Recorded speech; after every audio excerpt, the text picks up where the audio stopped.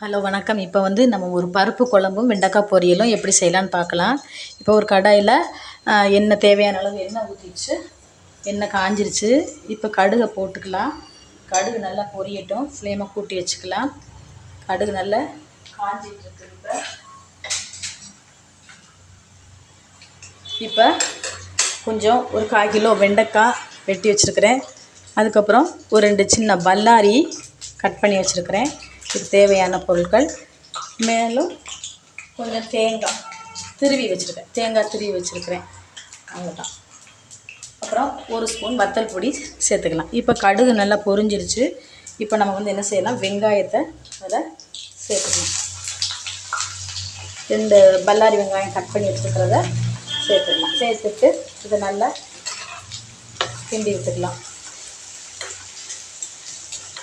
வெங்காயம் நல்லா பொரியட்டும். அதுக்கப்புறம் நம்ம வந்து வெண்டைக்காய் சேர்த்துக்கலாம்.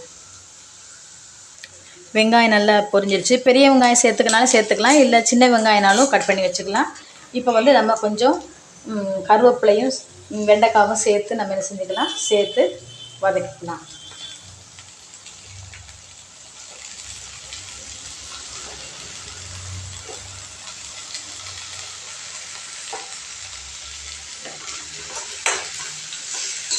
வெண்டைக்காவும் வெங்காயமும் சேர்ந்து நல்லா வதங்கிட்டு இருக்குது. இப்போ நம்ம இது கூட வந்து கொஞ்சம் பெப்பர் பொடி, சீரகப்பொடி, மஞ்சள் பொடி எல்லாமே சேர்த்துக்கலாம்.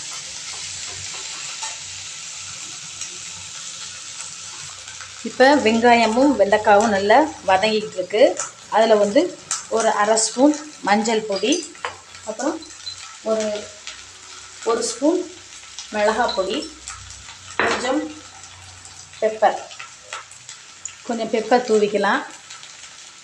அதுக்கப்புறம் கொஞ்சம் சீரகத்தூள். அவ்வளோ. சீரகத்தூள் வாசத்துக்கு தான் லைட்டாக. அவ்வளோ. மற்ற எல்லாத்தையும் போட்டு நல்ல ஒரு கிளறிக்கலாம். கொஞ்சம் வெண்டைக்காய் வேகட்டும். அதுக்கப்புறம் உப்பு சேர்த்துக்கலாம். அந்த மசாலா பொடி எல்லாமே சேர்ந்து அதோட நல்லா மிக்ஸ் ஆகட்டும்.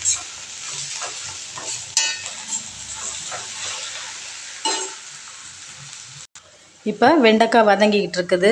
இப்போ பருப்பு குழம்புக்கு நம்ம வந்து கொஞ்சம் பருப்பு எடுத்து நல்லா அதில் என்ன செஞ்சுக்கலாம், கொஞ்சம் சீரகம், கொஞ்சம் சின்ன வெங்காயம், வெள்ளைப்பூடு, காயப்பொடி, அப்புறம் எல்லாத்தையும் போட்டு நல்லா வேக வச்சு எடுத்து வச்சுருக்கிறேன். இப்போ இதுக்கு தேவையானது வந்து ஒரு காஞ்ச வத்தல், கடுகு கொஞ்சம் போட்டு தாளிச்சிட்டு 2 காஞ்ச வத்தலை மட்டும் கிள்ளி வச்சுருக்கிறேன். கொஞ்சம் ஒரு ஜாரில் தேங்காய், சீரகம், சின்ன வெங்காயம் போட்டு கொஞ்சம் குறப்பாக அரைச்சி வச்சுருக்கேன். பருப்பு குழம்புக்கு தேவையானது இவ்வளோ தான். இப்போ வந்து பருப்பு வந்து வெந்து குக்கரில் இறக்கியாச்சு. இப்போ இதை வந்து நம்ம என்ன செய்யலாம், இது கூட தாளிசம் பண்ணி விட்டுற வேண்டியதான். அவ்வளோதான். பாருங்க, வெண்டைக்காய் நல்லா வதங்கிக்கிட்டு இருக்குது. ஓரளவுக்கு எண்ணெய் நல்லா வதங்கிருச்சு. இப்போ வந்து நம்ம எல்லா பொடியும் சேர்த்தாச்சு. இப்போ கொஞ்சம் உப்பு சேர்த்துக்கிறோம். வெண்டைக்காய்க்கு தேவையான அளவு உப்பு சேர்த்து நம்ம செஞ்சுக்கலாம், வதக்கி விட்டுக்கலாம். இதுக்கெலாம் தண்ணி விடவே கூடாது. அந்த எண்ணெயிலே அது என்ன செய்யணும், அப்படியே சுருளை வதங்கணும். அவ்வளோதான். உப்பு சேர்ந்ததுக்கப்புறம் நம்ம என்ன செஞ்சுக்கலாம், கடைசியாக தேங்காய் துருவலை போட்டு நம்ம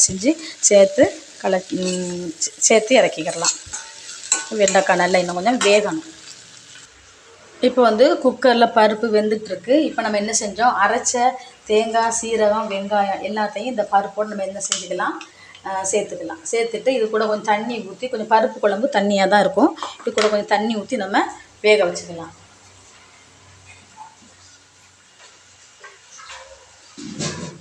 அவ்வளோதான். இந்த ஜாரை கழுவி நம்ம தண்ணியை ஊற்றுறதே அதுவே போதும். இதுக்கு தேவையான அளவு தண்ணி அதுவே போதும். இப்போ அந்த தேங்காய், சீரகம், வெங்காயம் எல்லாமே அந்த பருப்பு குழம்போட சேர்ந்து கலந்து அந்த பச்சை வாடை போனதுக்கப்புறம் நம்ம என்ன செஞ்சிடலாம், கருவேப்பிலை வச்சு வத்தல் கிள்ளி போட்டு நம்ம என்ன செஞ்சுக்கலாம், தாளிசம் பண்ணி விட்டுக்கலாம்.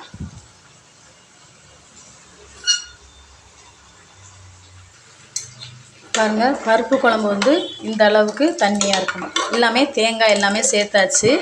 இப்போ வந்து நம்ம உப்பு போட போகிறோம். உப்பு போட்டுட்டு நம்ம கொஞ்சம் பருப்பு குழம்பு நல்லா கொஞ்சம் கொதிக்க விட்டு நம்ம தாளிசம் பண்ணி விட்டுக்கலாம். பாருங்கள், வெண்டைக்காய் நல்லா வெந்துருச்சு. இப்போ நம்ம என்ன செஞ்சுக்கலாம், துருவி வச்சுருக்க தேங்காவை நம்ம என்ன செஞ்சுக்கலாம், இதுக்குள்ளே சேர்த்துக்கலாம், வெண்டைக்காய் கூட சேர்த்துக்கலாம். அவ்வளோதான், வெண்டைக்காவை நம்ம இறக்கிக்கலாம். வெண்டைக்காய் நல்லா வெந்துருச்சு, சுருளை வெந்துருச்சு. இந்த தேங்காய் வந்து இந்த வெண்டைக்காவோட மிக்ஸ் ஆக விட்டு நம்ம என்ன செஞ்சுக்கலாம், இறக்கிக்கலாம். பாருங்கள், அந்த எண்ணெயிலேயே இந்த வெண்டைக்காய் வந்து நல்லா சுருளை வெந்துருச்சு. இப்போ நம்ம இந்த தேங்காயோட சேர்த்து நம்ம என்ன செஞ்சுக்கலாம், இதை பொத்தி அமைக்கி வச்சு அதுக்கப்புறம் ஒரு 2 நிமிஷம் கழித்து இறக்கிக்கலாம். இப்போ வந்து பருப்பு குழம்பு வந்து ரெடி ஆயிடுச்சு.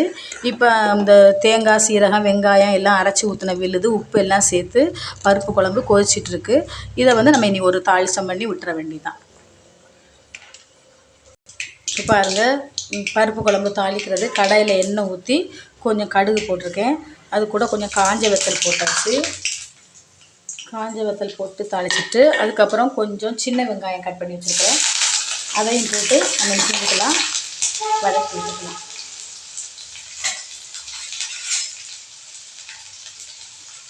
நல்லா வெங்காயம் வந்து நல்லா லைட்டாக ப்ரௌனிஷாக வரவும் நம்ம என்ன செஞ்சுக்கலாம், பருப்பு குழம்புல ஊற்றிக்கலாம். அதுக்கு கொஞ்சம் கருவேப்பிலை, கொத்தமல்லி எல்லாம் ஆஞ்சி வச்சுருக்கேன். பருப்பு குழம்புல கடைசி அதை தூவி தாளிசத்தை எடுத்து அதில் ஊற்றி 2 கொதிக்க வச்சு இறக்கிக்கலாம். அவ்வளோதான், பருப்பு குழம்பு ரெடி ஆயிரும்.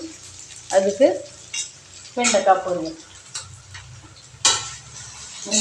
ரெடி ஆகிடுச்சு. அப்புறம் ஆஃப் பண்ணியாச்சு, அடுப்பு ஆஃப் பண்ணியாச்சு. இங்கே பருப்புக்கு தேவையான தாளிசம் போட்டுட்ருக்கேன்.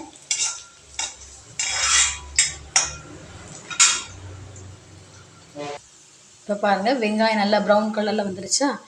இங்கே பருப்பு குழம்புல கருவேப்பிலை, கொத்தமல்லி தூவி நம்ம ரெடி பண்ணி வச்சாச்சு. இப்போ இந்த